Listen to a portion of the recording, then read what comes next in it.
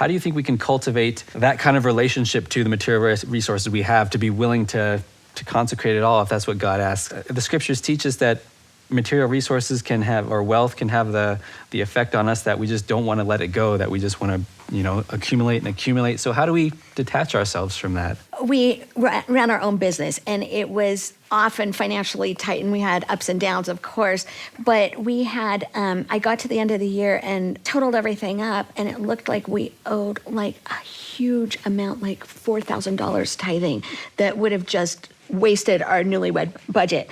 And we wrote the check and we got it ready to go over to tithing settlement.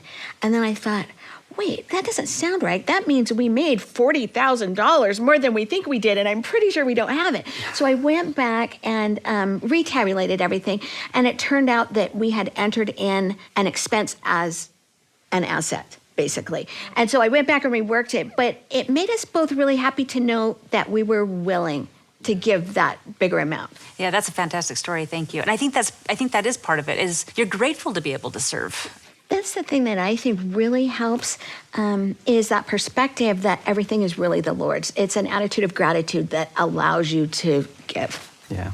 So maybe we can open it up to our audience. What have you done to cultivate a greater willing to sacrifice for the Lord? Okay, so a few years ago, my husband and I found ourselves in a lot of debt. And we decided to take the self-reliance class. And through this class, we were inspired to sell our home just after 2 years of owning it and pay off all our debt with the money that we made. Talking about holding on to things, I wanted to hold on to that house. That was my dream house. It had a pool. It was wonderful. But we reluctantly, also peacefully, sold that home and was able to pay off all our debt and get to a point where we were sacrificing because we felt like that was what God wanted us to do. And as we did that, we found ourselves in so much rest. We were able to rest, not being in debt. Yeah. And we did that with the intent to be able to pay for our children's missions. My husband and I want to serve a mission. These are all things that we were thinking about when we sacrificed our home.